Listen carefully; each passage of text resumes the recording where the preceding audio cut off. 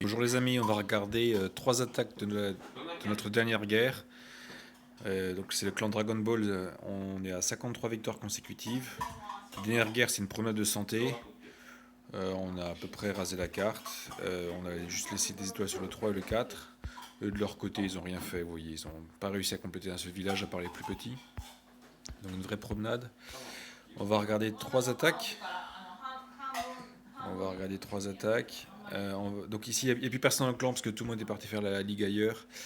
On va regarder d'abord une attaque intéressante par notre 1 sur le 4 qui a failli faire un perf sur ce village alors qu'il n'a pas sa championne.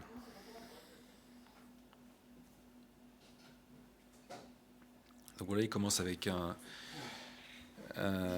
dirigeable qu'il a bien protégé avec des ballons qui tombe le HDV et quelques défenses autour. Ensuite un King Walk derrière ce truc, ce dirigeable. Il a deux super sapeurs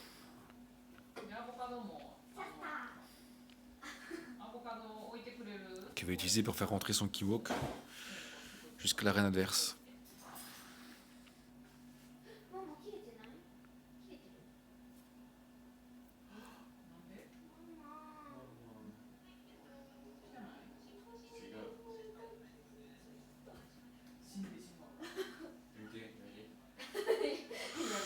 Voilà, donc là il rage, il va geler la T2 Mono.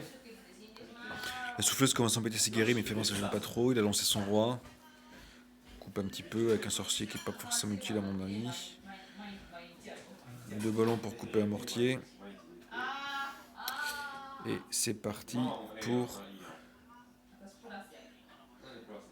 corps, ça arrive.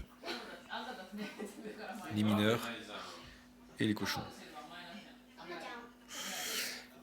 Alors,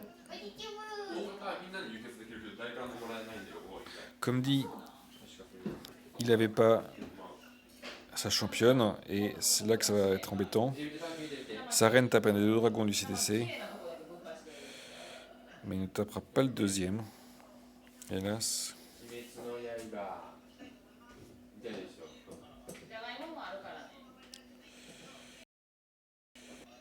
Et du coup, ces mineurs se font embêter. D'abord le grand gardien, puis les mineurs vont se faire taper par le dragon qui reste. Voilà, on va accélérer un peu la fin, pas très intéressant, mais il a bien failli perf sans la championne. Avec la championne, c'était un perf assuré.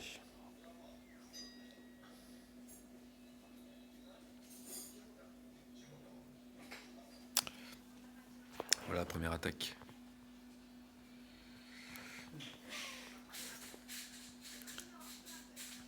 Ensuite, je voulais vous montrer deux beaux perfs. Alors d'abord un perf d'avis sur leurs deux.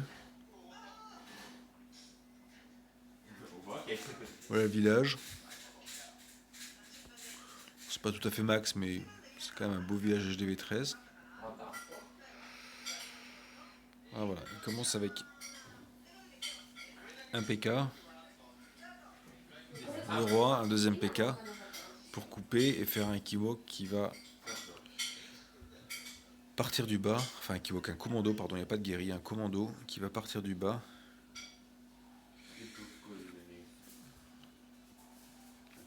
Voilà.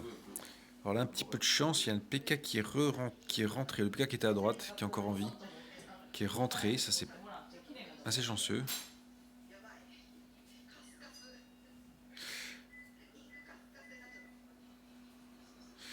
Pêche tornade qui gêne le tank, qui va l'empêcher de rentrer et de casser le mur là.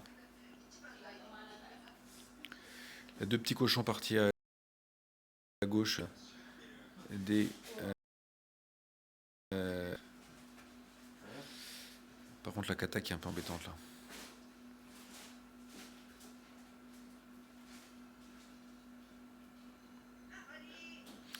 Alors dans son CDC il a pris 3 golems de glace.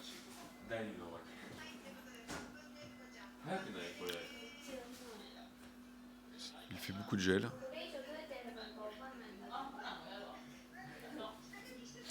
Et c'est parti pour un cochon. Donc là il n'y a pas de mineur, hein, c'est full cochon. Un premier soin bien posé qui prend le premier tir d'aigle, la T2 multi, une bombe géante. Un gel sur la kata. Deuxième soin. Donc la kata va pas vraiment réussir à embêter trop les cochons. Alors la reine qui est Pixel Life et qui survit tout juste. Le HDV qui est activé, les cochons vont bientôt revenir dessus.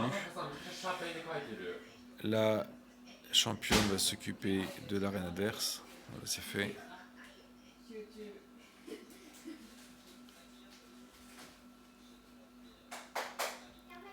Il reste encore un soin. C'est la reine qui est toujours en vie, Pixel Life.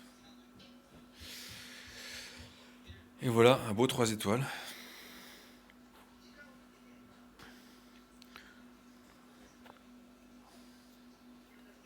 Qui passe assez large.